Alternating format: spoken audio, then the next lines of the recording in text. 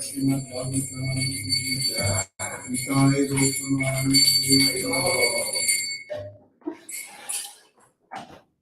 We are reading from Srimad Bhagavatam, Canto 6, Chapter 7.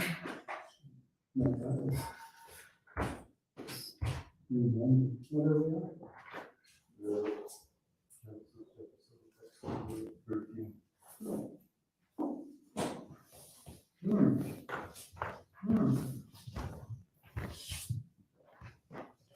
This chapter is entitled Indra, a Friend's Brihaspati.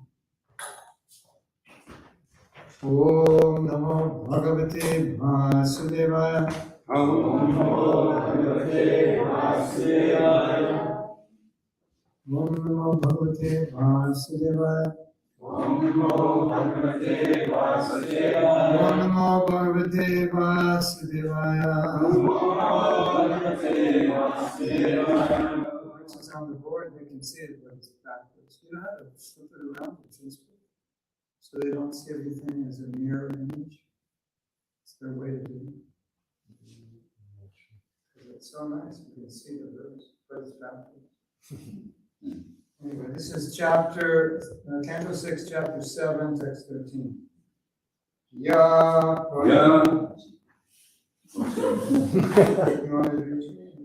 Parameshtam Ishanam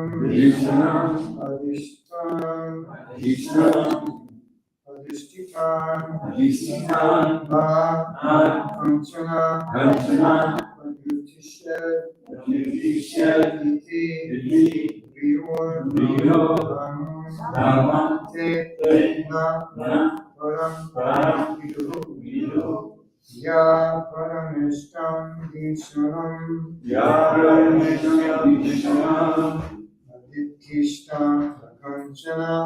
Aditishtan Kanchana Pradyutished Iti Bhuyor Dharmantena Param Vidu Ya Parameshtam Ishanam Aditishtan Kanchana Pradyutished Iti Bhuyor Dharmantena Param Vidu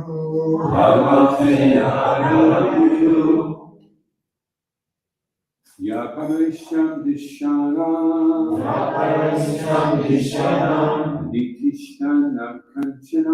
Aditishthana Kanchana Pradyutished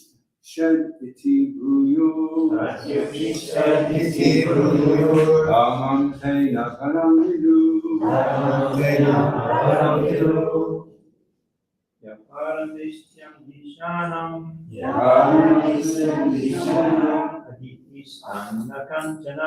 Aditishthana Kanchana Pradyutished Iti Bhuyor Dharmante Paramam Vidu Ya Parameshtam Dishanam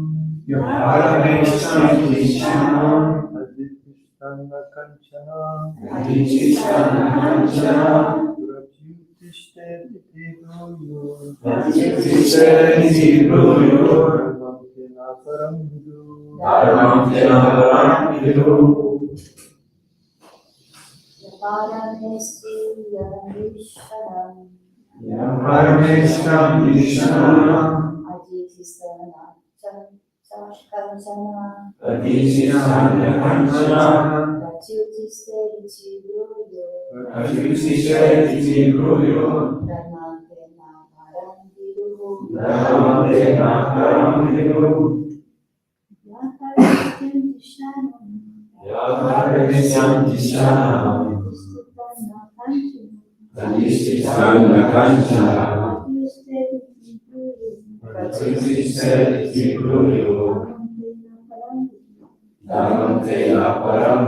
Word meanings. Yaha, anyone who. Parameshtyam, royal. Dishanam, throne. Adishtam, sitting on. Not. Kanchana, anyone.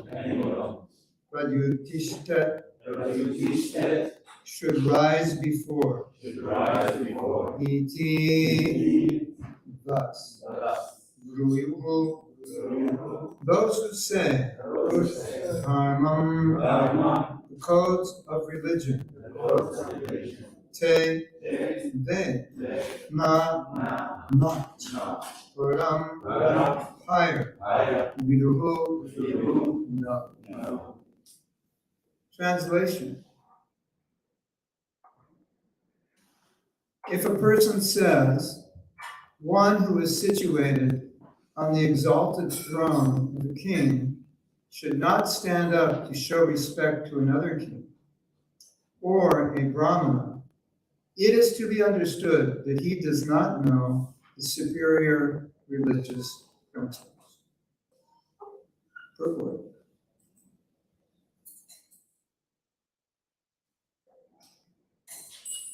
Very interesting to see words backwards. Looks like Russian. Sort of. I thought it was in Russian.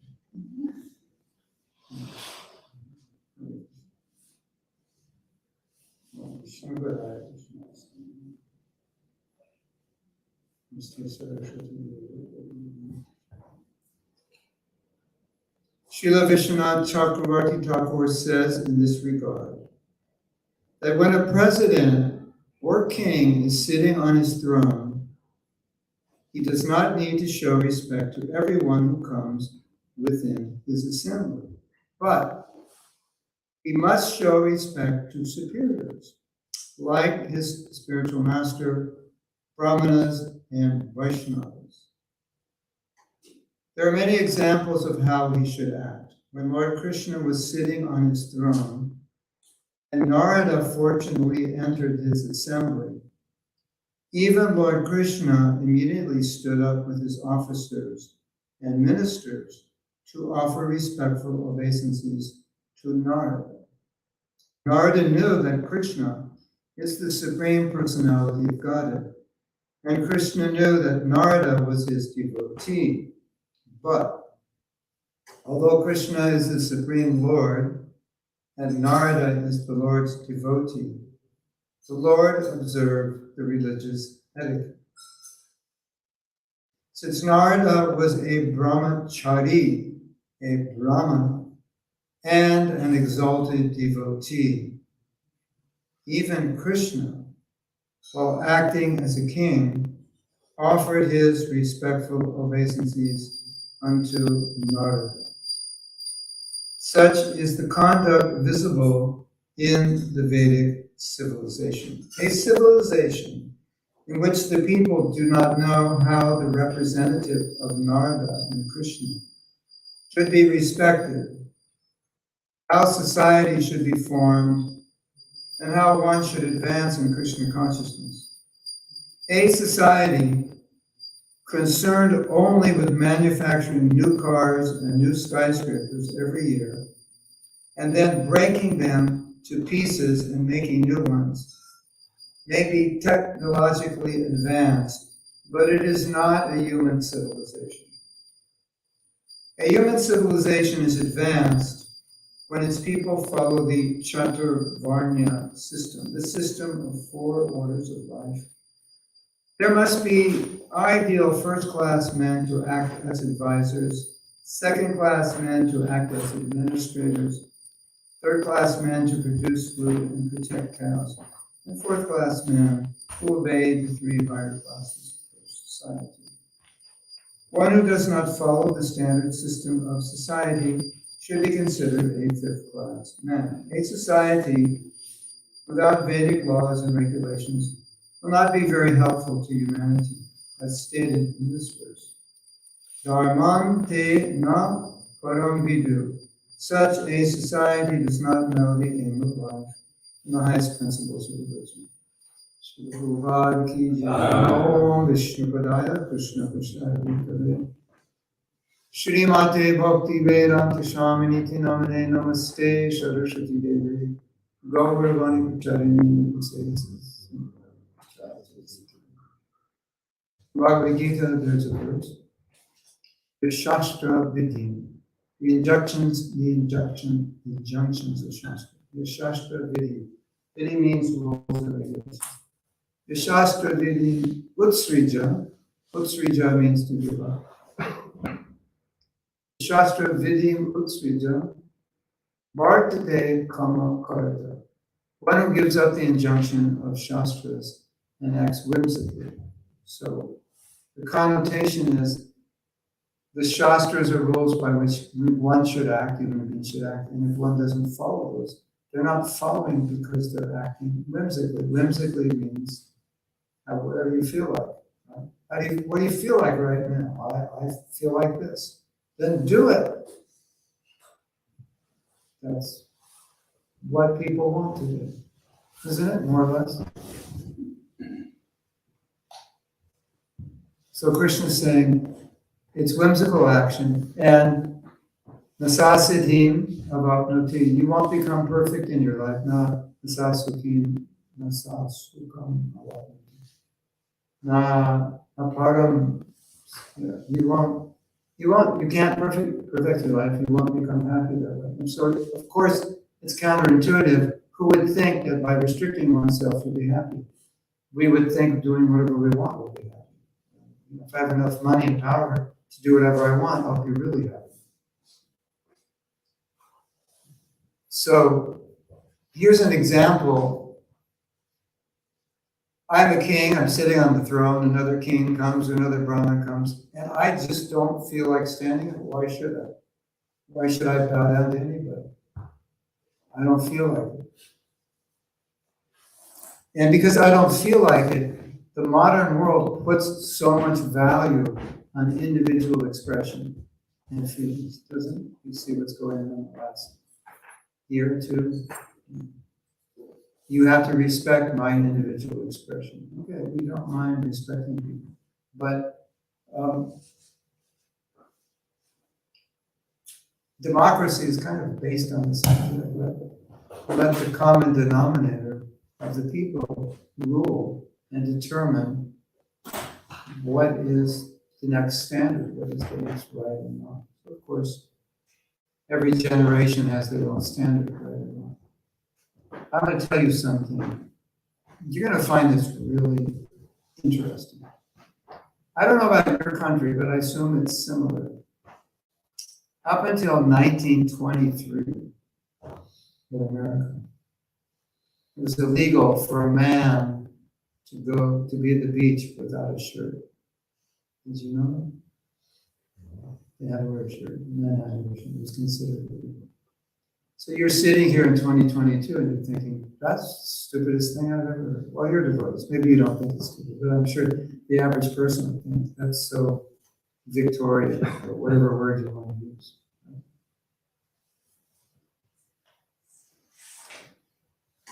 So if you lived 100 years ago, you would think, if you saw a man without a shirt, that's indecent. You would think like that. Of course, you don't think that now, but you would think like that. Is that interesting? So that's the standard. Now we have a different standard. So I think the point is obvious that Prabhupada's making. If democratically we create standards and we're not Brahmins, then all we can say is, good luck everyone, you're going to have problems. And not you're going to have, we have. So Whenever Prabhupada talks about varnashram, the real point Prabhupada has made many times is he said, a body can exist without legs, but it can't exist without a head. It can exist without arms, but it can't really exist without a stomach. But let's say theoretically you could live with intravenous feeding. You could live without a stomach, but you can't live without a head. So Prabhupada's mission was to make Brahmins, not out of everyone, but some. And Prabhupada said, he said 1%. 1% of the population becomes genuine Brahmins. That could actually change the entire world. And all the political movements in the world cannot be as effective as 1% Brahmins. Because if political leaders don't understand dharma, what can they do? Create some laws, try to fix a problem, and we see how that works. So now, ladies and gentlemen, Prabhupada wanted you to be Brahmins, because without Brahmins, society is going quickly. It's from a purport, Prabhupada says. Society is very quickly. We say going to the dogs, he said going to hell. Literally going to hell, because that's where most people will end up due to their sinful activities. So I have something interesting for you. And you've probably, maybe you're aware of this, but some of the people who were instrumental in creating the internet, who were instrumental in creating Facebook and creating all the paradigms of Facebook, were interviewed and they were asked, do you regret having done that? And they said, yes. Another man who was actually a Brahmin, he doesn't know he's a Brahmin, but he's acting as a Brahmin. He said that capitalism uncontrolled is going to destroy us. Therefore, anytime a product is to be released or a company wants to create a product, there should be a class of men who will determine, who somehow will determine the consequences of releasing this product on society. And if it's considered that this progress would be detrimental to the well-being of people, it would not be allowed. That's what a Brahmin would do. Because Brahmins are interested in the well-being of people. And what are capitalists interested in? The well-being of people? A few maybe, some products that are, but I read this article, it said, many companies start out with a very exalted mission. But after 3 years, they realize they're not going to make a lot of money if they stick to that mission, because it's some other company is willing to do anything to smash that and compromise on the quality of the product or the service, and they can't compete. So when the bottom line is money, you compromise.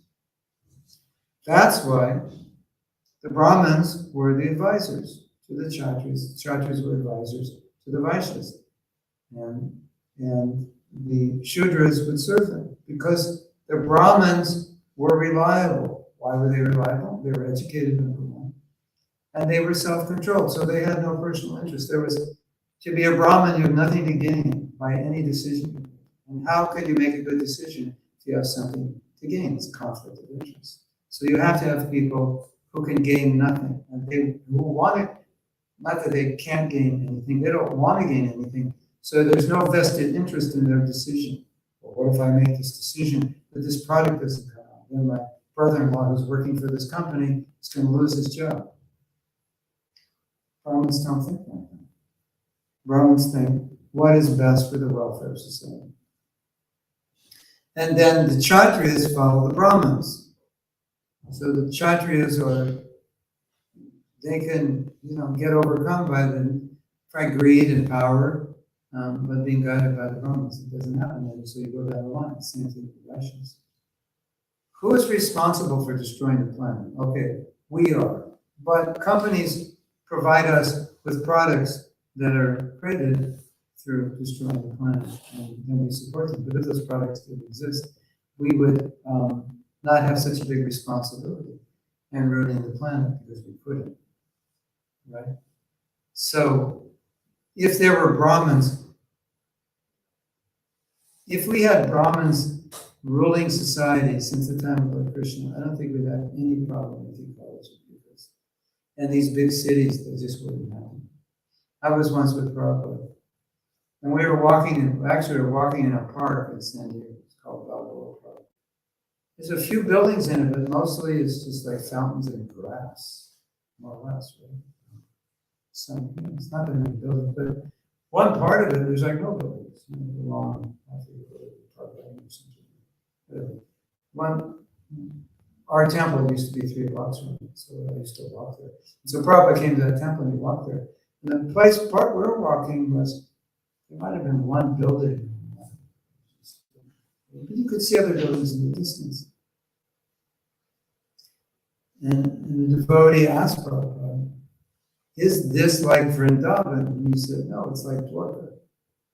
Because Vrindavan didn't have all these buildings. Okay, it's like Dwarka, and mostly it was park. So, I don't know if it was this discussion, but later there was a discussion, as far as I remember, in which Prabhupada said, according to Shastra, cities should max out at 50,000. That's as big as a city should be, 50,000. That's a neighborhood in London. 10 blocks, right? It'd be like 10 square blocks or 5 square blocks, that's like 50,000.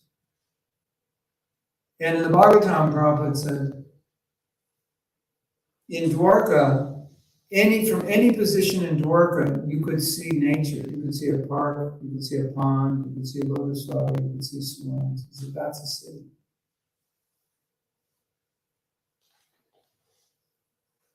I have a question. Are people in London more depressed than people in Hawaii? I think so. Hawaii's nice ocean, palm trees, mangoes, papayas, spades, mountains. So do you think Brahmins would allow cities to be built like London, New York, congested? What to speak of Mumbai, Delhi? Impossible. It wouldn't happen. Do you think they would allow huge factories where people have to work like robots in some very unhealthy environment? Of course not. They wouldn't. Because the Brahmins are concerned not only with people's spiritual advancement, they're concerned with people's material welfare, because your material welfare affects your spiritual. If you're working in a very tamasic environment, that's going to have a very bad effect on you. At least some of you probably have this experience. You think, well, if I have good sadhana, everything's good. But if you're confronting very tamasic situations in your life, you see how that affects you and disturbs your mind. It makes it difficult for your spiritual mind. So back to the point that Prabhupada understood that if we're going to do anything that's going to benefit the world, we have to create a class of Brahmins. So you know who he was counting on to do that? I'm looking at them right now. He was counting on us. And I know I don't want to put you in anxiety. I guess it's too late, I just did. But it's a burden of love. Prabhupada wanted us to be those people who are concerned about the welfare of others, not obsessed with selfishness. Those people who understand Shastra, who understand everything and so forth. So it's a real challenge for us because we weren't raised this way. You know, Prabhupada talks about the first, second, third, fourth, and the fifth. Are you wondering who the fifth is? Any of you wondering who that fifth class is? That's us. Unless you were born in a Varnashram culture, we're the fifth class. That means we were not raised according to Vedic principles. That's fifth class. Outside of that. And so the people outside of that are the people Prabhupada's hiring to create the cultivated culture. And it poses a challenge. We have 5th class samskaras. We do things that are not Brahminical and we don't even know it because we weren't raised that way. We do it all the time. We don't know. So we have to learn what are Brahminical principles. We have to learn proper etiquette, how to respect, who to respect. Like we were talking last night, if we have disagreements or we see something needs to be talked about, someone's doing something wrong, how to do that in a way that doesn't offend everybody, how to do that in a respectful, humble way. That's a problem. I'm not saying that we don't know how to do that, I'm just saying most of us were not trained. We might have been trained by good parents and like that, but there's so many standards, Brahminical standards, that we don't know. Even after being a devotee, we may not know all of them. And so Prabhupada wants us to learn them. When simple things, and you may not even understand why to do these things, but they're Brahminical. So in October of 1970, there were around 30 devotees that went to India from America. Prabhupada wanted to show off the fact that you Indians are not becoming Krishna conscious, but the Americans are. So since you follow America, maybe you might be interested in knowing this. Maybe that will stimulate you, inspire you. So he brought Americans with him. So India has a culture. Certain things are done a certain way, and some of this culture is coming down from Vedic culture, Brahminical. It may be coming from Muslim culture, it may be coming from British culture, but there are certain principles. And one of the principles is that whenever you give or take something, it should be with your right hand. Whenever you eat, you should eat with your right hand. The left hand is only reserved for dirty business. So I was with a godbrother once, and he was left-handed. And we were on the street in Calcutta, and it was very hot, and he got something to drink, like a soft drink. And he was drinking it with his left hand because he's left-handed. And we're on the street, and somebody goes like this. Right hand. Just somebody walking down the street. Don't drink with your left hand. That's considered, in India, it's considered. Like even, nobody does that, right? Isn't it? It's like, not even culture, you just don't do it. Whenever you're given something, you take it with your right hand, you take 2 hands. But not like that, right? You give it, you take it. You eat prasadam with your right hand. So all these American devotees were coming. They had become guests of very cultured people. And I know you guys in England, you eat with like a fork or something. How do you do it? A fork and a knife or something weird thing, isn't it? That's the British way of doing it. Fork in your left hand, or fork in your right, knife in your left. Yeah. I'm not sure actually what you're doing. Oh, you're cutting. That's for meat, though, isn't it? Okay. Yeah, my sister went to a high-class school in Switzerland, very, very sophisticated. You had to eat potato chips with a fork. But anyway, but in India, you cannot eat with your left hand. You will drive people crazy. They'll want to chop your neck off. So devotees, of course, many were eating with their left hand. And Prabhupada told them, he said, sit on your left hand. Just like, it was the only way you could get them. And we might think, this seems like really not that important. But in that country, in that culture, it is considered, just the left hand is just contaminated. You don't touch, prasadam is sacred. You avoid as far as possible touching anything sacred. Doing deity worship, sometimes we have to use both hands. But, so, and people were telling Prabhupada, your disciples, they don't know etiquette because they would see what the disciples would do. One time they were stealing sweets from the market. You know why they were stealing? Who could guess? offer to the Buddhists? No, actually, they're offering it to themselves. Nothing else. Why do you think they were stealing? Because everything belongs to Krishna.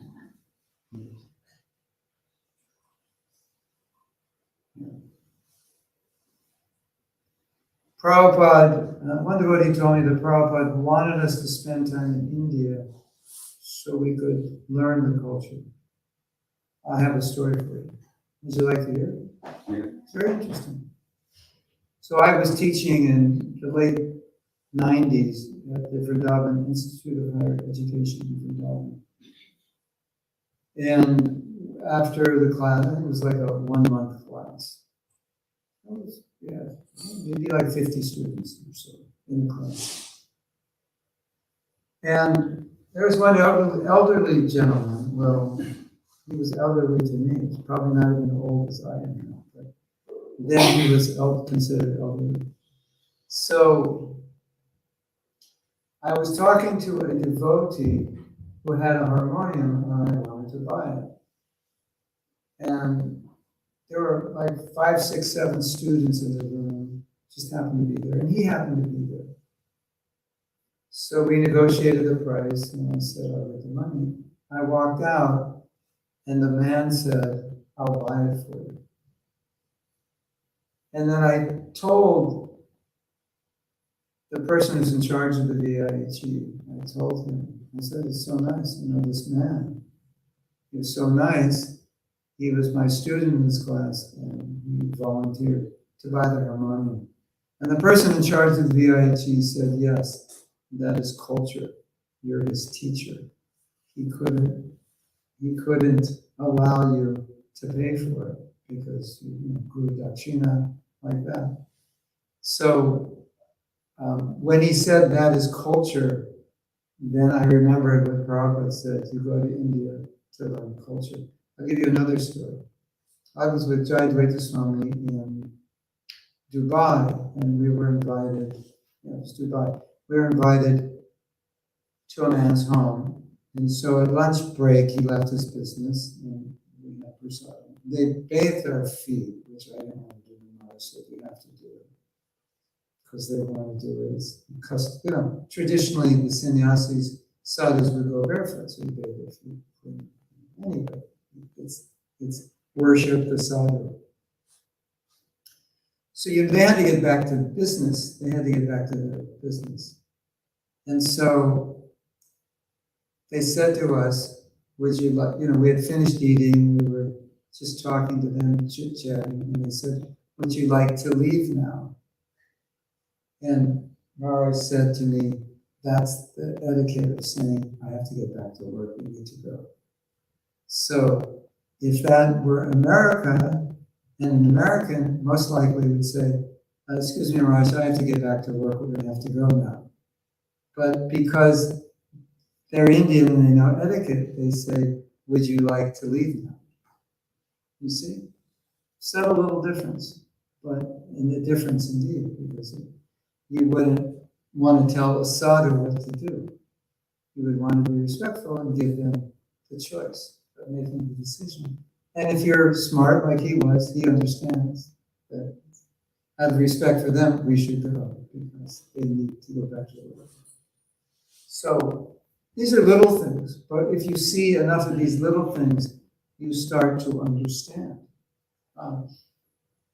Something which is very, very Indian and not very Western is sometimes you'll see a guru in India, not necessarily in ISKCON, but maybe also, give a lecture and he's very heavy, and he's telling people, like, what will they tell them? You're fools.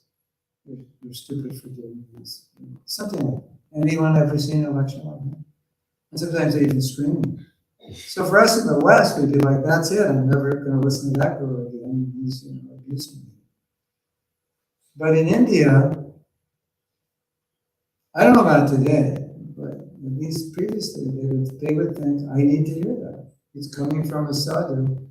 What the sadhu says is purifying. So even though he's heavy. Thank you, Maharaj. I need to hear that. I'm so attached. You told me I was an attached grihasta, attached to my body, attached to money in my home and kids, and I need to become more relaxed. We in the West would say, this is offensive. Or we would use the word abusive. We could, right? We could think that. But the respect for the sadhu is so high. I'm not saying that, we allow people to abuse us. I'm just saying that in that culture, there's so much respect for a sadhu that even if they do what we think is abusive, they wouldn't take it that way. It's a different kind of culture. The respect is very great. And sometimes the sadhu will speak that way on purpose. He's not angry, but he just feels people need to hear this. Sometimes, have you ever been dealing with an attachment and you just or a problem and you just can't let it go? It's like, I had this once. It's like I had this attachment. It was unhealthy. I couldn't let it go. And one sannyasi, he got so heavy with me. It was like one sentence, but that sentence was so heavy, it completely knocked off that attachment for the rest of my life. It was like never came back. And when he said it, it was like, who do you think you are to say that? Don't you have any respect? And totally destroyed. So sometimes a sadhu will do that. It's not angry, it's just calculated. Prabhupada would do that sometimes. He'd get angry at someone to make a point. And then after, he was fine. He wasn't angry at him. Because that person wouldn't understand. Unless he raised his voice. Sometimes it's like that. You don't understand something until someone's a little heavy. So that's also part of the culture. They know the sadhu is doing this not because he's angry or upset, but it's for you. He's trying to make a point, trying to get it through. He can be soft, like a lotus, and he can be hard like a thunder. So, in that culture, in Vedic culture, the Brahmins, the sannyasis, the gurus, were given the utmost respect. And that's why Prabhupada said that even Krishna worshipped Narada, because he wanted to show them the importance of worshiping the sadhu, respecting the sadhu. Now, let's flip it around, because it's described here that when one is a king, one shouldn't be so proud that one thinks, I don't have to bow to anybody. This is a huge problem, and this is quite common when you're given power, it goes to your head. And so that's what's happening here. You have the position. Now, all of a sudden, because you have a position, you think you're better than everybody. And we were talking yesterday, Vaishnava never thinks they're better than anybody. Prabhupada would sometimes say, I am learning from my disciples how to serve my spiritual master, because I see how sincere my disciples are. He's the guru. He's the acharya. He's the only one who spread Krishna consciousness all over the world. And he's saying, I'm learning from my disciples. One time Prabhupada got upset at a devotee who was like taking pictures constantly, and Prabhupada couldn't focus on what he was doing. He was having a darshan. Click, click, click, click, and he said something that hurt the devotee. And the devotee, he left. And Prabhupada said, what happened to him? And they said, he was upset. Prabhupada said, go find him. They found him and brought him back, and Prabhupada apologized. So it's not that I'm the guru, whatever I say is perfect. Prabhupada apologized. You realize that it hurt the devotee. So Srila Bhaktisiddhanta Saraswati Thakur said something very beautiful. He said, a pure devotee, no matter what position he's in, no matter how many followers he has, no matter what resources he has, no matter how much he's honored, he never, ever forgets that he's a tiny servant of Krishna. It never goes to his head. It's not possible. For us as conditioned souls, it's very possible, isn't it? It's very possible. So this story is beautiful because it's saying that no matter what position you're in, you should not be in a position where you think, now I don't have to respect Brahmins. Now I don't have to respect kings. In Vedic culture, kings are representatives of God. They're honored by God. Brahmins, gurus are representatives of God. They're honored by God. Now that I'm guru, I don't have to honor anybody. No, it's the opposite. So if you ever have a position, I can guarantee you there'll be some challenge in which you'll think you are entitled to abuse something. I'm not saying you will, but I'm saying there's a tendency. But now that I have this position, I'm entitled to deal with you without the utmost respect. It's just the nature of the conditions. That's why they say power corrupts.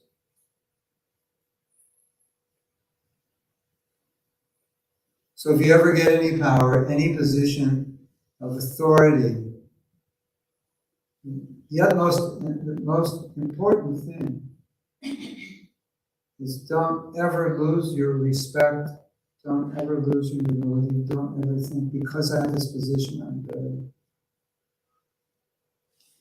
Srila Bhaktisiddhanta said something similar to what Prabhupada said when they asked him how many disciples do you have. He had thousands. He said, I have 4 disciples. He had thousands, and he said, he had 4. He said, my 4 disciples are my 2 arms and my 2 legs. I tell them what to do, and they do it. So, other than that, I don't have disciples. I am not master. I am servant. I have thousands of students which I serve. I am not master. They are not disciples. That's how he saw it. Isn't that interesting? I am not their master. I don't control them. I am their servant. So even on that level, a pure devotee will never become proud of his opulence, of his position. He's going to never misuse that control. Never feel that I have the right to treat someone with anything other than the utmost respect. That's the challenge when you get a position. And that's what's being discussed in this verse. Now I'm sitting on the throne, I don't have to respect anyone. Right? It happens when you become wealthy. It happens when you become successful. What have you done in your life? You've done nothing. I've achieved this and that. You are nobody. It's dangerous. It's very dangerous. So at least we understand, we should understand, that if we're advancing in Krishna consciousness, we will not feel that way. And if we feel that way, that's a big red flag. There's something wrong. We're not advancing. You should always see that. If you ever feel that you've achieved something that makes you feel better than others, that should be a red flag. Because that's material consciousness, isn't it? That's what the material world's all about, outdoing upward mobility. You know, you remember that story? Prabhupada was in Japan. They were working with the printers there. The company was called Dynapon. All the early books were, for a certain period of time, the early books were printed there. The first Krishna book was printed there. BTGs were being printed there. So Prabhupada was going, I think, from Hawaii to somewhere, maybe India. So they stopped in Japan to meet them. And they had their meeting, they negotiated the price. And then one man wanted to meet Prabhupada. He was a young man. And I think everyone had given Prabhupada a card, so maybe there were like 20 minutes of Prabhupada had a stack of business cards. And that young man's card was there. And Prabhupada said, so what is your goal of life? He pulled out his card and put it on the top. He said, that's my goal. Get on the top of the pile. Right? And Prabhupada is saying, our goal is to be on the bottom of the pile. Because when you're on the bottom of the pile, you're close to Krishna. The more you're a servant of the servant, the closer you are to Krishna. So, The problem that we all face is that we're conditioned souls. So the desire to put our card on the top of the pile, it's lingering within us to one degree or another, even if you think it isn't. It has to be, otherwise we would not love Krishna if it wasn't. And we understand through philosophy that that's wrong. And sometimes when we understand through philosophy, we misunderstand that we actually feel that way because we understand it. Feeling it and understanding it are completely different. And so we're most of the time, we're involved with understanding. Today's class. You understand that I should be on the bottom of the pile. And sometimes you will think, because I understand it, I actually feel that way. No, not necessarily. That's just an understanding. And sometimes we don't distinguish. Have you ever had that experience? You think you realize it because you intellectually understand it. Realizing it means you're living it, you're feeling it. I want to be on the bottom of the pile. That's what I want. I've lost the desire to be on the top. I want to push everyone else to the top. When you feel it, that's different than when you understand it. Of course, you have to understand it before you can feel it. So, this is the challenge we all face. We come to Krishna consciousness as conditioned souls. We have these tendencies, and sometimes we don't, we think these tendencies are gone. Now I'm a devotee, I'm up in the morning chanting with the devotees, everything is amazing, I respect all the devotees. I think these tendencies are gone until there's some situation that arouses it. Oh my God, I thought this was gone. Don't think it's gone. Until you're on a very high level of Krishna consciousness, it's not gone. You just have to control it. Gradually purify. But don't assume it's gone, because if you think it's gone, then you'll put your guard there. No problem, they made me GBC temple president. You're like, no problem. No, it's going to be a problem if you're not careful, because the tendency to control, it's there within all of us. The tendency to be on it, isn't it? Now, you may be controlling it really well. That's good. Keep doing it, but don't think just because you're controlling it, that tendency is entirely gone. It won't entirely be gone until you're right. So, anyway, these are some thoughts. I'll end here. If you have any questions or comments, you can ask. Yes? I was just thinking that the way the situation is now, the Shudras get paid, and the Varnashram system is that the Shudras don't get any pay, they just get a food and facility. So is it too far gone now to think that we can reverse the whole system?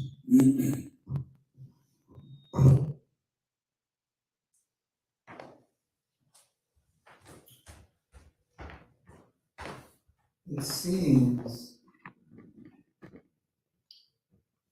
well, Prabhupada's educating us in the system, so it seems that there's a possibility that someday that system may be feasible. Otherwise, I'm not sure why Prabhupada would have asked us to establish it and spend so much time explaining it. But whether that's going to happen or not, we're going to find out. I don't think it's going to happen in the way we could understand it. Maybe some shift in the world where people are looking for alternatives, are convinced that the current alternative is not work.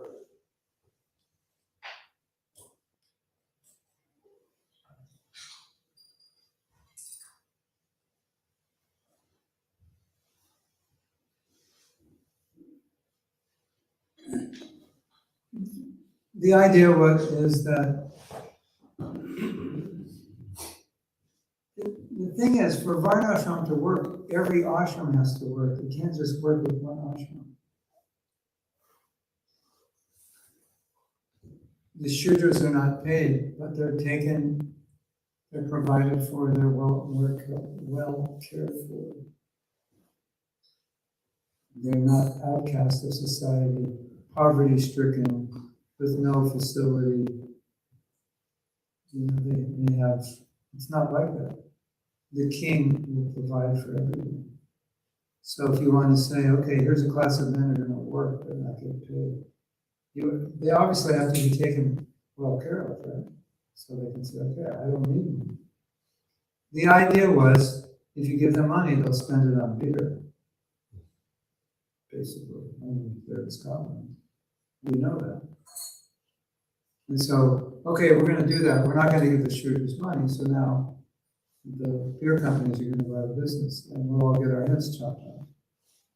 In the current scenario, you can't do anything that would destroy business. We'll make meat eating illegal. We'll become meat, the meat of the meat industry. So Prabhupada said, this is an interesting thing. Prabhupada said that social change has to happen from the people, because then the people will demand leaders who will follow the principles they want them to follow. So if the whole world comes to the point where they want to be vegetarian, then they'll vote for leaders who will make laws to restrict the eating of meat. And so it won't be a problem anymore. So the idea is then, if you educate people to the point where people demand change, then they'll vote for different leaders. Like we have in America. One of our devotees, Tulsi Gabbard, was running for president. And in my estimation, the people were not ready for her. She was like too honest and too smart, and she was like, she didn't want to go to war. Republicans in America, they love war. It's like, if there's a war to fight, they're in. And she's saying, no. If she were president, there would have been no war in Ukraine, I guarantee. She understood that situation really well. She totally understood it. She could have made peace with Putin. She could have worked that out. People weren't ready for her. She was by far, I think, the most intelligent, most qualified. I mean, I'm not a politician, but if you look at everything she said like a year or two ago, it just played out exactly as she called it. It's going to go this way. And then I was seeing, nobody was really interested in her.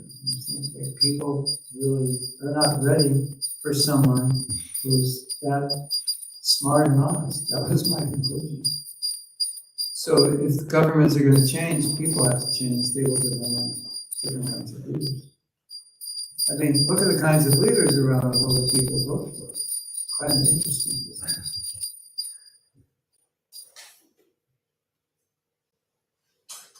Yeah, it's not, if people are not very intelligent and they vote for you, it's not a compliment.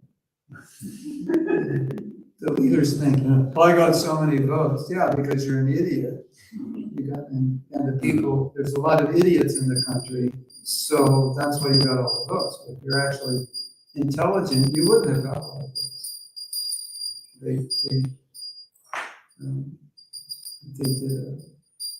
They did a joke once when Donald Trump was president. Said, Mr. Trump, your ratings are down. And he said, yeah, the Americans have bad taste. That's the problem. So they just have bad taste. I'm perfect. No, they have good taste. They have bad taste. They voted for you. That's proof. So it's not a great honor to win an election if people are Shudra or less. And Bhagavatam says that. I know this sounds kind of heavy and offensive, but who do people want in office? They want someone who can.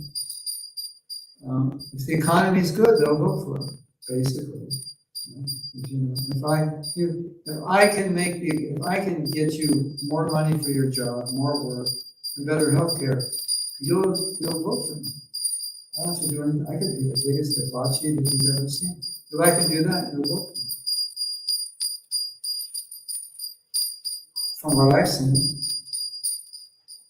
I don't know if it's that way in your country. I would assume so. So that was Prabhupada's mood. We will educate society. Through the course of events, things will get worse because society is becoming more degraded. As it gets worse, we're giving the solutions. More and more people will see the solution. They'll want leaders who are more conscious, more spiritually evolved. And then maybe someday, when a devotee runs for office, they'll start voting for this. Now there's a devotee in America running for mayor of the city of New Jersey. So obviously devotees will get involved in politics. I mean, people don't know they're devotees, but there are cities, like this city here, where somebody is, time for a female mayor. So, restricts tea consumption. Whatever.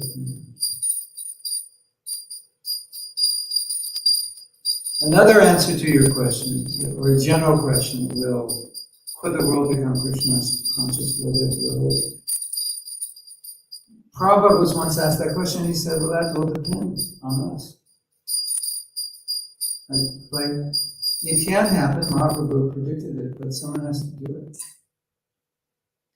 So if we are pure enough and enthusiastic enough,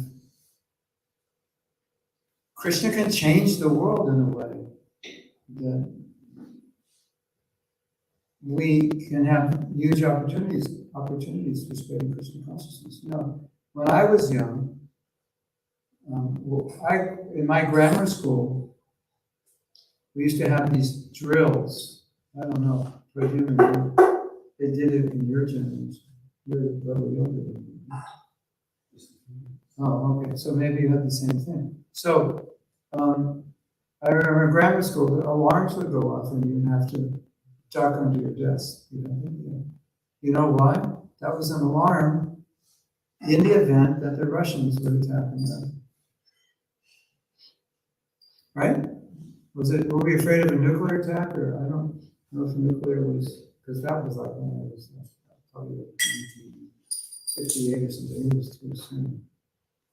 I think the crisis in Cuba was like early 60s or something. But anyway, we were fearful of being attacked by the Russians. We had practices. Why am I saying that? What was the point? I lost track. What was the point I made before? You see that depend on us. What's that? It will depend upon us. Yeah. So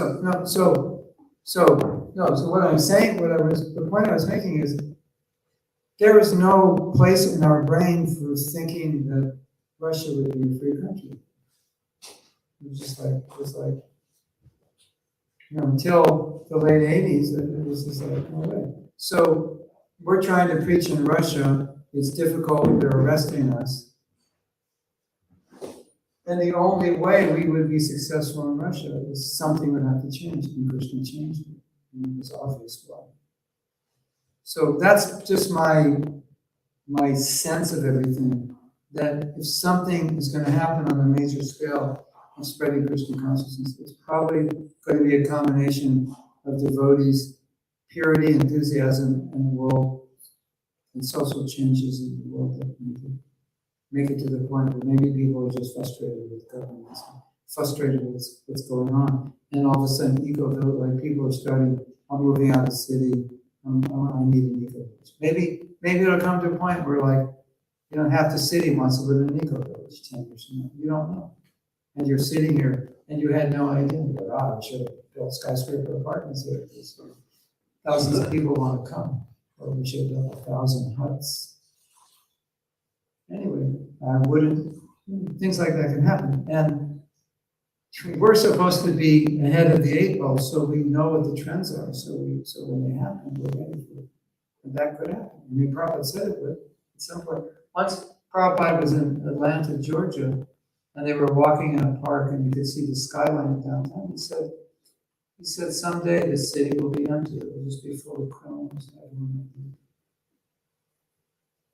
He said, when, Prabhupada, in 1,000 years? He said, no, in your lifetime. So, social upheaval can make differences. So, and then there's another story 1975, Prabhupada was on a morning walk, and he said,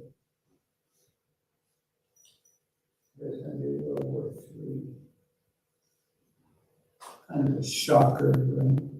Could you imagine?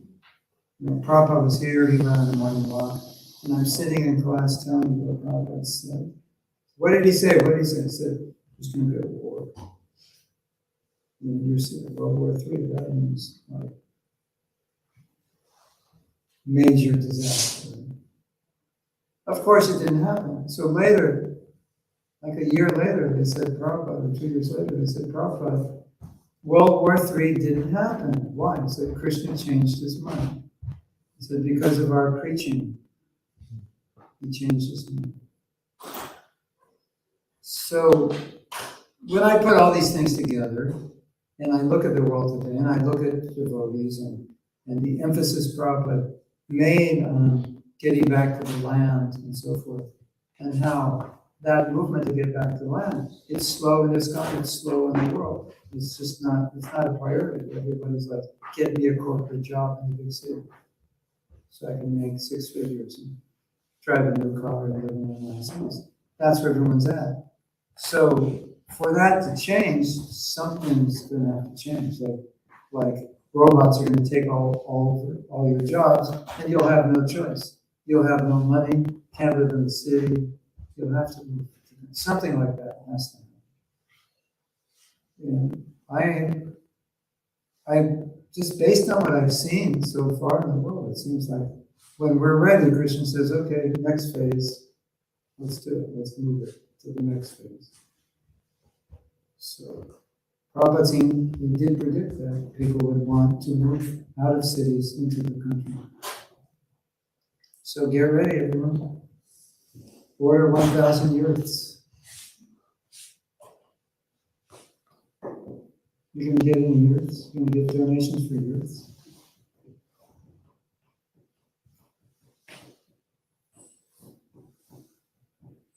Yes.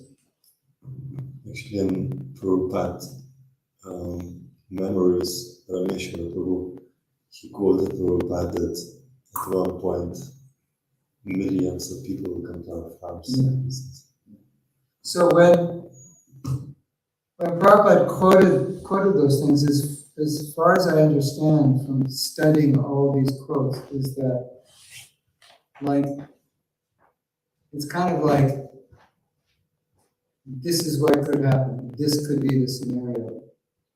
If the world goes in a certain direction where there's less and less food, less and less water, there's disastrous war. Prabhupada said there must be war, they'll use those bombs. If it goes in that direction, then yeah, they have no choice. We have to be ready. So let's get ready. And if it doesn't happen, we're ready for whenever it does. And if it does, we're ready. Yeah. You know, I often think, I could be wrong, but I often think, well, if we're not ready, it's not going to happen. So, you know, if every farm in ISKCON, you know, people come by the millions, so every farm in ISKCON had room for 100,000 people, then Krishna would go, okay, it's time for World War III now because we're ready. You know? And it's time for a famine because we're ready. We have the food. We have this. So it often works like that. Like when you're ready, Krishna is. Facility. You may have that experience here. People are coming here to live because you need a facility. Because the community is more inviting and it's growing. When Prabhu and I were in San Diego, we had a bhakti program. And I remember people were coming from all over the United States to become devotees. And they could have joined any temple. But we had one of the best programs. I think at one point we had the best training program. So Krishna just sent them. And I would ask them, I'd say, why did you come to this temple in San Diego, California? And they said, well, I went through BTG and that looked like a nice temple. No, that was super soul. Telling them, this temple has a training program, you should go there. So, I don't know if I told you how the program started, but the program started with one of our godbrothers, Donavir, now Maharaj, and he started the program in Los Angeles because many people were coming to the temple, but there was no one to really take care of guests and have a training program if they wanted to stay. There was no program for guests to stay a weekend. So he started that program, and gradually he figured out how it should work. And when he figured out the system, then he came to San Diego and we wanted to do the program. So the first thing he said is move all the brahmacharis out of the ashram and move them, so they moved next door. I don't know what we're using that for, next door house, but anyway, they moved them all out, and he said put in bunk beds, buy dhotis, so whatever, how many bunk beds there were, like maybe 12 or something. There were 3 rooms, 12, 16. You know, yeah. And then we made an attic into it. Like, and he said, so for every bed, 2 dhotis, 2 kurtas, toothbrush, 2 pairs of underwear. You know, like, what are you talking about? They spend all this money, kick all the brahmacharis out. And I was, no, you have to do this. You just watch. And so we did it. And, you know, the first month it was really weird. It was like you kicked all the brahmacharis out in this big ashram and there's nobody in there. And stockpiles of towels, dhotis, toothbrushes, toothpaste, soap. And then gradually they started coming. And so, you know, that was such a beautiful lesson.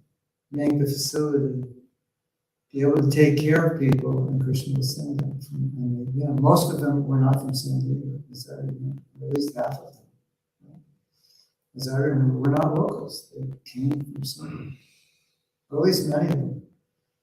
And I think, I don't know if you felt like this, Prabhu, but I felt like there were some people who were ready to become devotees that Krishna said, not yet. And then when we were ready, they became devotees. Although they might have said, I was thinking about being a devotee for the last year, but I decided to do it now. Yeah, I know why you decided. Because we're ready for it. So I think that's important. You know, saying the world, people come by millions to our farms, but what if they did? Where would you put it? Maybe we should make a plan. Maybe we should buy 1 million roots. Yeah, no, for now. Have to build tree houses, caves. You know. But I want to say something in this regard. Prabhupada's vision of spreading Krishna consciousness wasn't make a few devotees. It was like massively change society. That's what he was thinking. So when he's saying millions will come, another way of saying it, get ready because we want millions to come. See it like that. That's our goal. And let's provide a better life for people.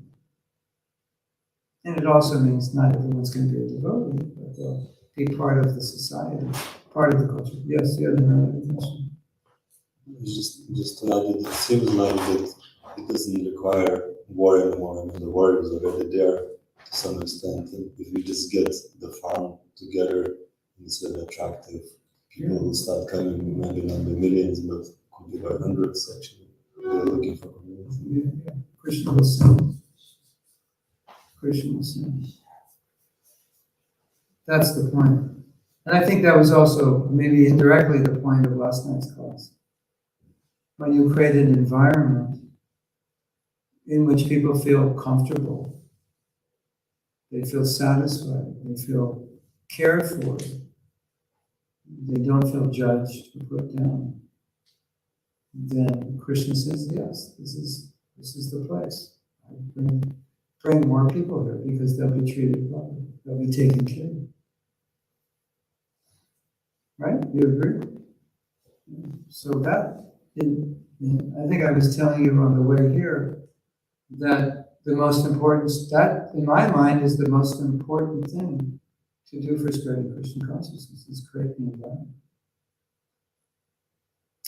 No matter how great you are, great your books are, great your public kirtan is, when they come here, Prabhupada wanted them to see this is Krishna consciousness in action. You know, just like Prabhupada said, the book just tells you what it's like, but here we show you what it's like. You get to see it, and that's more powerful. Prabhupada started this village, Gita Nagar. And Gita, his idea with Gita Nagar was we will show the Gita in action. Come here, you'll see it in action. Because if you can't see it in action, how can you believe it actually works? Right? If you've been a devotee for 20 years and you're not happy and you're not satisfied and you're not becoming purified, what is somebody going to think who's new? Why would I waste my time? After 20 years, you're still a mess. Right?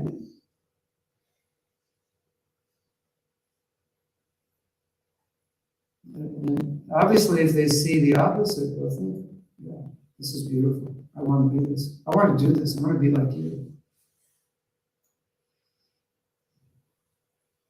Yes?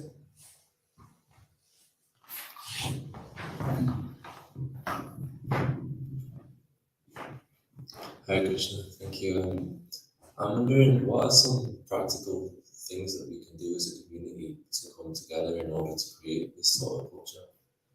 I think you need to come together and talk about that very question, how we can do it. We had an exercise here. Maybe we should do it again. We had an exercise here a few years ago.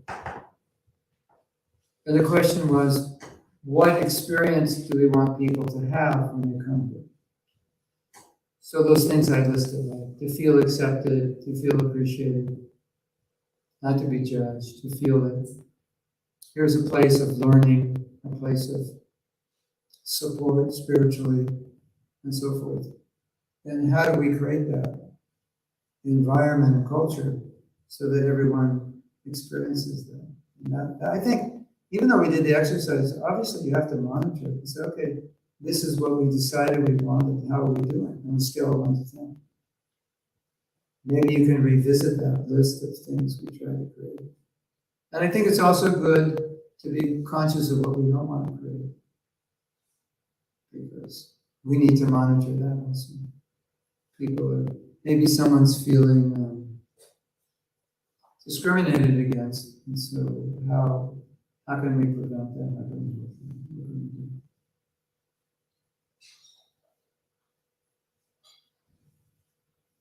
We also talked about education. I've often thought that it's important for all of us to understand how to live in community, because we didn't grow up in community, unless you had a big family. I brought a friend over to my house. He was a Mayapur. I just met him. He's a godbrother from America. I was like, come over for breakfast. I didn't tell my wife, and my wife was doing puja. And my wife loves to take care of guests like they're kings. And she saw him come in while she was doing puja, and she was upset because she was like, I can't take care of him now. And she kind of said something like off the top of her mind, why did you bring him now? And I said, oh, Prabhu, I'm sorry, and I'll make something for you. He just started laughing. I have 3 sisters, I'm used to this. So if you're not used to living in an environment, a community, big family, there are things that would be helpful to learn. To like, number 1, everybody's not perfect. Have you noticed that yet? Yeah. Even though we're devotees, we do have some little flaws here and there. How do we deal with them? There will be mistakes made. How do we deal with them? How do you process that internally? How do you relate to the people who make mistakes? You can relate in a very vicious way, in a very Tamasic way, which can be very destructive when you see an imperfection, when you see a problem. So I think these things are really important. You're joining a community, so how do we deal within a community in a harmonious way? It takes some skills that maybe we don't have, that we need to learn. I mean, I just had 1 sister, so I didn't have a big family. And pretty much I was independent. I didn't really have to deal with anything. But then I become a devotee, and I'm like sleeping in a room with 25 other men, wall to wall, head to head. And we shared our own clothes. We didn't even have our own clothes. We shared them. So whatever came back from the laundry, we just took. First come, first served. hippies can it all belongs to everybody. But it's a different paradigm than having your own room and all your own possessions. So things like that can be helpful. What does it mean to be a contributing member of the community? How to be positive, make positive contributions? If there are problems, how do you deal with it? How to take feedback? Wow, that's a big one. Do you like getting feedback? Do you like being told you did something wrong? Most of us don't. We like being told we did something right. But on occasion, maybe you'll do something that hurts somebody, and someone has to tell you you did it. And, the natural conditioned response is to defend yourself, isn't it? We need to be able to learn how to take feedback. So often, devotees will make mistakes and you can't explain it to them. They won't listen. Or we disagree and we don't listen to one another. Have you ever seen that? We disagree and we won't try to understand the other person. We only want them to understand us. Have you ever done that before? But Prabhu, you don't understand. Blah, blah, blah, blah, blah, blah. No, you don't understand. Blah, blah, blah, blah, blah. I don't care what you said. You're wrong. Well, I'm right. Blah, blah, blah, blah. You can't have a harmonious community if you don't have the skills of, okay, I understand what you're saying. You mean this, you feel this way. Okay, I understand. Acknowledging. So I would highly suggest developing these kinds of skills.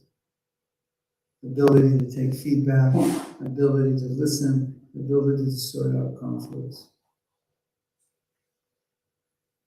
It's essential. And you'll have an amazing community. And going through training and courses which show you how to do this. So now you have skills. When I go up to you and say, you should have done that, and you're about to have a nervous breakdown and start crying, hide in your room for 3 days, you have skills now how to deal with it. Thank you for that. It's really helpful. I'm going to work on it. I appreciate it. And you'll appreciate the person who gave it to you, rather than condemning them and making you feel like I don't want to be here anymore. Right?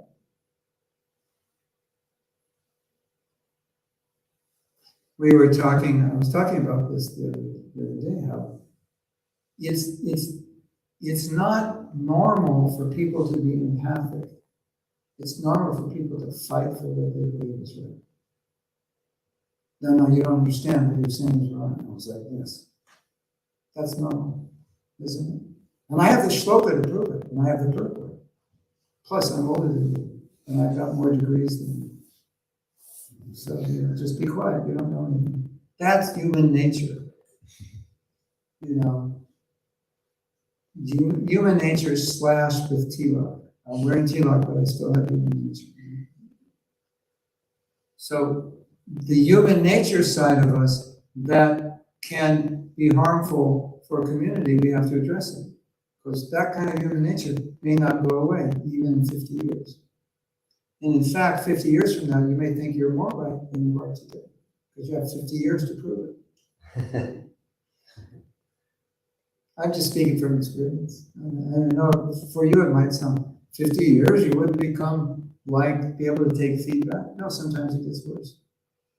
Because you've had 50 years to think about what you believe to be right. So you're 50 times more convinced.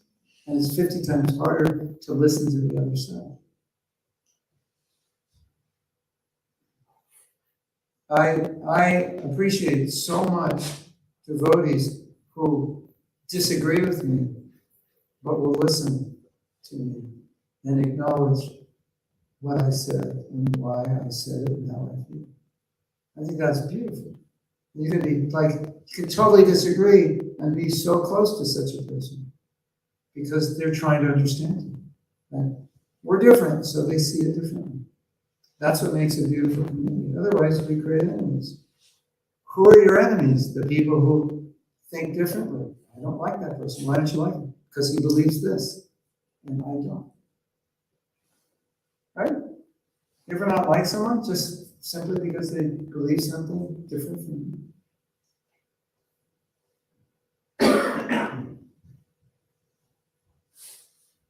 And then we were talking yesterday, this statement, this is a killer. I just don't understand how you could believe it. That is an admission that you have no empathy.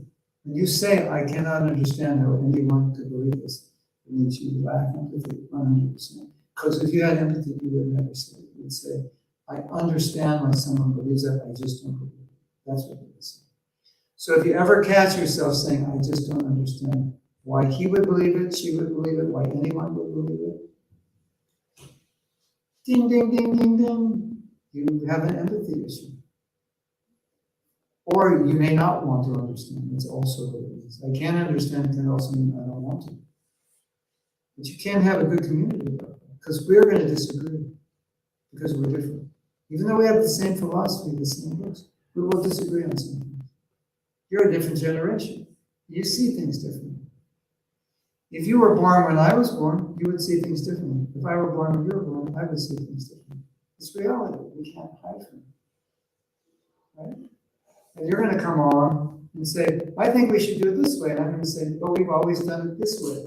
And you're going to say, yeah, it's not going to work anymore because people don't think that. And I have to sit there and say, okay, tell me more. I have to be open. Or I have to explain why it's not going to work, and you have to be open and say, well, there's a higher principle here.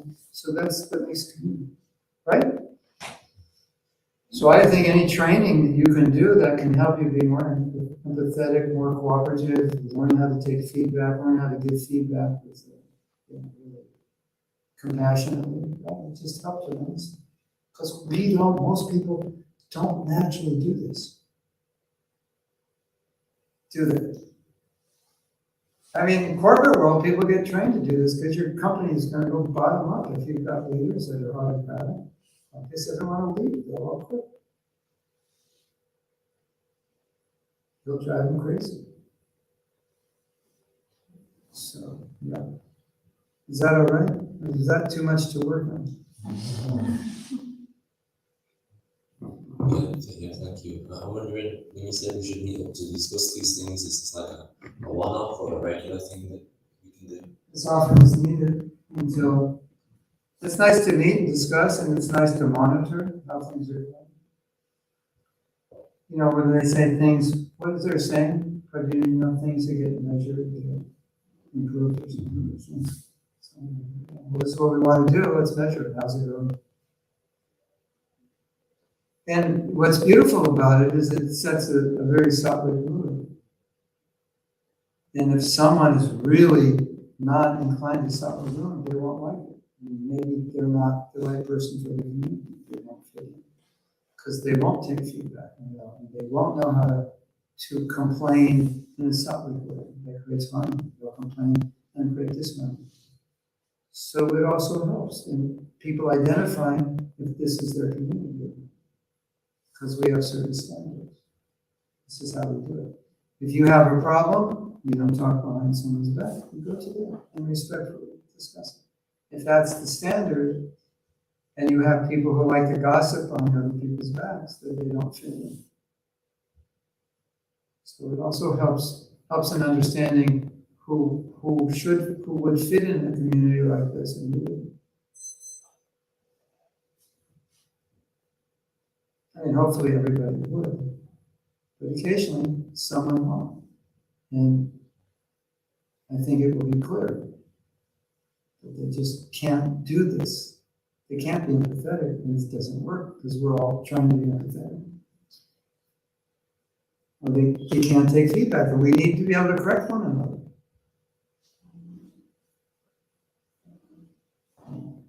And that's part of being humble, isn't it? You know this story? It's so funny. There was I don't know if it's funny, but it's insightful. There was, I believe it was the installation of Bhagavatam. There were like so many things going wrong, and Prabhupada was so concerned that the deities were not being offended. So anything with the deities, you would see sometimes Prabhupada would be very upset with any offenses were being made. And at this point, Prabhupada was really upset. He was getting angry. And there was some new person, been to the temple like twice or something. And he went up to Prabhupada and said, Don't be angry, just chant Hare Krishna. And Prabhu just started chanting. Wow. Yeah. Wow, it's true. It's exactly right. Wow. Hare Krishna. Should we stop now? Or if I go further, will I get myself in trouble? Or is it too late? I'm already in trouble. I'm not saying these things specifically pointed to any particular community. It's just general. And I'm not pointing out that you have this specific problem. That's what I'm saying. These are just principles that I see. If you don't have these, so many problems will come. It's a byproduct. And all this energy you could be putting into proactively to train yourself, you're going to be putting into solving problems. But they'll keep coming up because if you don't have these skills, then the problems will keep coming up. I'm not understood.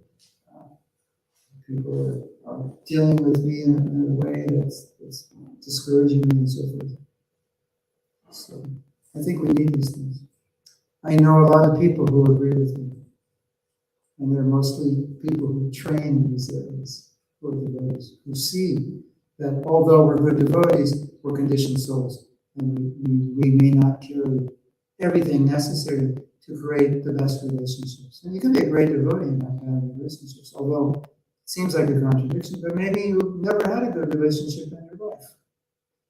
And so that's just your nature, and you need to learn how to do it. Or maybe you had bad relationships and now you don't want any relationships. Because you just figure they're just going to be bad and I'll suffer like I did before. So we need to deal with these things. Right? I mean, anyone who's been married, they understand this. Like, nobody's prepared for marriage. You have no idea what it's going to be like. And that's why you have marriage counseling, and it makes it so much easier. Because then you know what to do. It's like otherwise, it's like you're put in the pilot seat of an airplane. You have no idea what to do. Well, I can drive a truck. I should be able to fly an airplane. No. So, I have so many friends. I can get married. I don't know how to do it. No, you don't.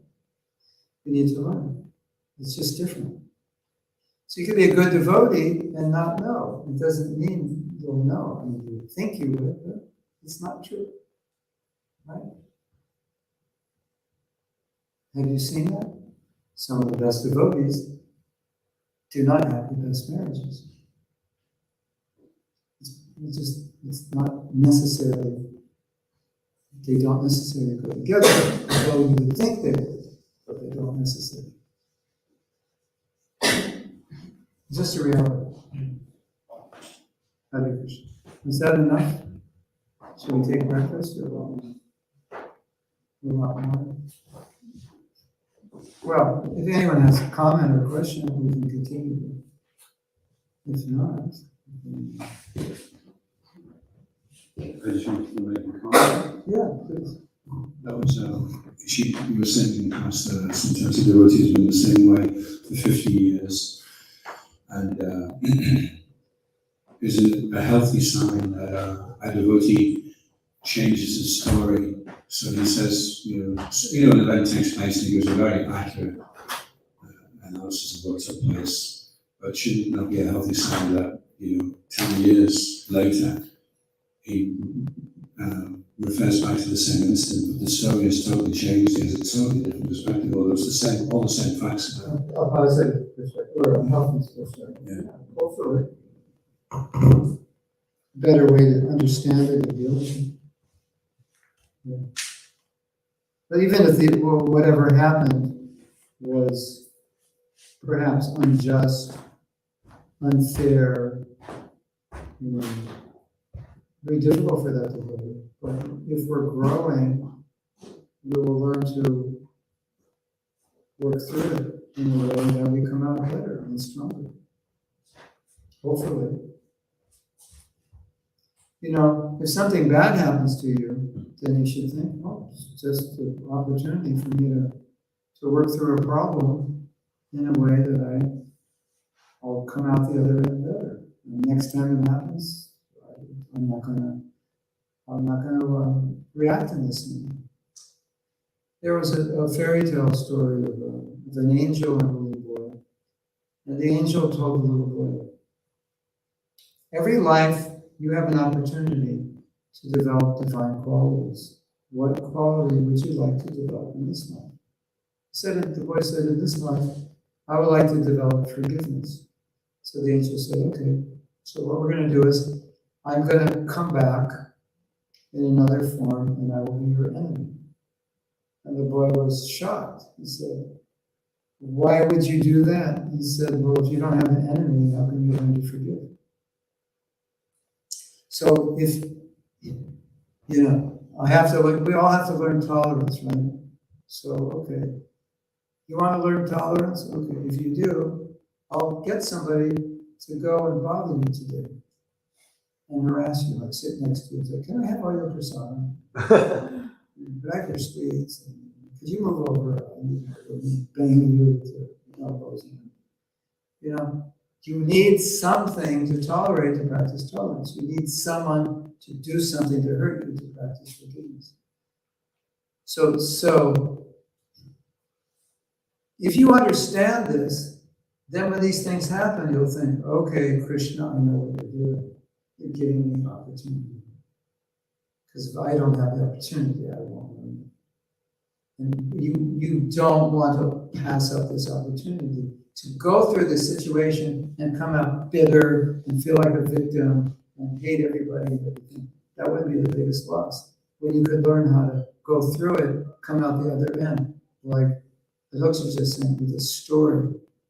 Not that I'm a victim and the world's crashing on me, but I'm a stronger person. I've become more understanding of why this happened, more accepting, perhaps more compassionate towards the people who hurt me, and understanding why they did that and that they're not bad people and so forth. Otherwise, you get trapped, and your whole life you'll have this story. I was victimized. So go to your grave, we'll put it on your gravestone. I was a victim, I was hurt. Why would you want to do that? Doesn't make sense. Does it? Unless you don't like yourself, yeah. If you don't like yourself, do it. Because that's a really good way to harm yourself. Hare Krishna. And we are very good at harming ourselves. That's a fact. Nobody can harm you like you. That's a good t-shirt. Nobody can harm you like you. Make that t-shirt. Chaitanya does. Make it right now. If we have an artist, they can just make one-offs. Right? I'm just going to make one-offs for you. Okay, anything else? Story, it's all about your story. Read the Bhagavatam, you'll get a new view on life. Ambarish Maharaj, severely offended by Durvasa, offended in a way no one of us will ever be offended with. What was his reaction? Did he go to court? Did he retaliate? No, because he's a pure devotee. He accepted it. Whatever. Amazing. Difficult to imitate, but it's there. It's an example. Somebody tried to kill him. No problem. He comes back, right? He asks for forgiveness. For what? He didn't do anything wrong. Inconceivable. Right? Why did he say that? Because everything happens by the will of Krishna. So how could it be wrong? Can we think like that? We have to start thinking that. Maybe there's a reason. Maybe it's something I'm supposed to learn. And I'm so stubborn, I just complain the rest of my life and I don't learn anything. That's unfortunate, isn't it? And Krishna sometimes arranges situations for us to learn. And he will do things that are very upsetting for us. Because it's the only way we can learn. And if we miss the opportunity, what a misfortune it is. Hare Krishna. Krishna's giving you tough love. Take it, and you'll be able to go through life in a very easy way because you know how to navigate difficulty. Wouldn't it be great when you get feedback? Your immediate response is, thank you for that. I appreciate it so much. Wouldn't that be nice? If that's your initial response. Or you're going through a difficulty, you say, I'm trying to learn the lesson here. You're not blaming anybody, you're just looking at the lesson. Wouldn't that be a better way to live? Isn't that the kind of community we want? Isn't that the way we want to train ourselves? No one will blame anybody. We'll all be learning. That would be amazing. And that's Krishna consciousness. And that's why I like to teach these things, because it is Krishna consciousness. It's like, we have this like Krishna conscious theory, and we miss the Krishna consciousness when you bring it down to the rubber hitting the road. This is rubber hitting the road. Oh, it's such a nice story of Amrish Maharaj, and he was so forgiving. Yeah, but what about you? I have a whole list of people I hate. So why do you think that's what's so nice about the story? Oh, it just feels good to read it. It's purifying to read the Bhagavatam. No. There's another level we have to take the story to. That's into our life right now. When something happens, it wasn't nice. Think about Krishna. How did he react? And how are you reacting? Is there a difference? Can you be more like him? How to be more like him? How to think? Everything happens for a reason. Everything is a karmic reaction of Krishna's arrangement. Has something happened to you that you didn't think was a karmic reaction, but it was someone else's fault? You didn't think it was Krishna's arrangement, it was someone else's fault. Of course. That's how we become our own enemy. We don't blame ourselves, we blame the other person. Okay, the person did something wrong. But how does karma play out? Did I have nothing to do with it? Well, according to the Bhagavatam, I did.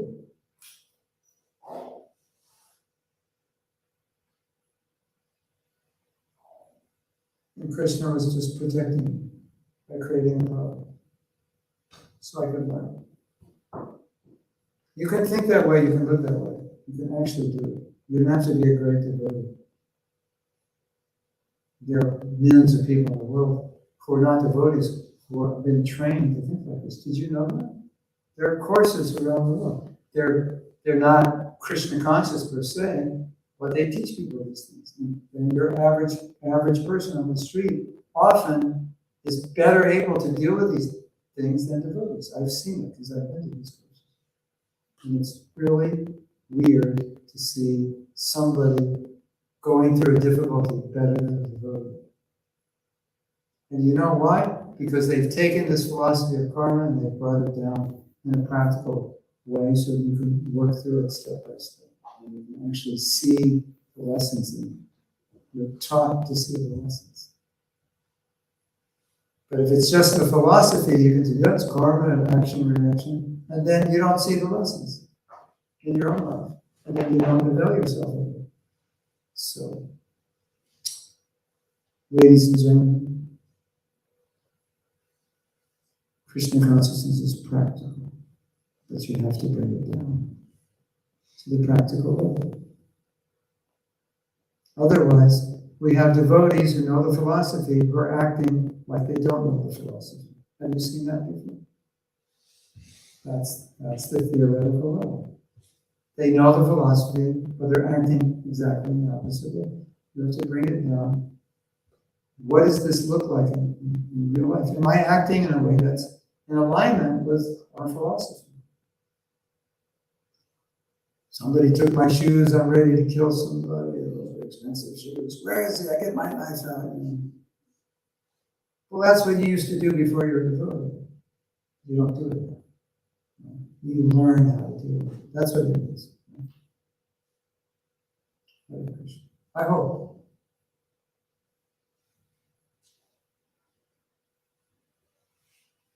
You better stop now. Right? I think that's enough for one class. Right? Thank you very much for listening. Hope you learned something. Hare Krishna. Srila Prabhupada ki Paramanandi Hare. Blessings to the audience. Joyce Mahatma Ki Jai. Prabhupada ki jai. Jai Govinda. Gaur Bhakta Vrinda ki jai. Hare Krishna. Hare Krishna. I give gratitude to Mahatma Prabhu for this wonderful lecture. And we'll be back here at the temple room at 11 a.m. To the next session that is called Living the Wisdom of Bhakti, which is based on Mahatma We already Prabhu's started book. that session. I think we already started that class. Yes, it has been happening for the last couple of days now. And we kind of selected 4 topics, and some of them are already, I think, very true. So it was letting go of resentment, the challenges of sexual purity, cooperation strategies, amending yourself instead of fault finding others. So we could focus more on cooperation strategies, the challenges of sexual purity, because you kind of spoke about resentment and fault finding. Okay.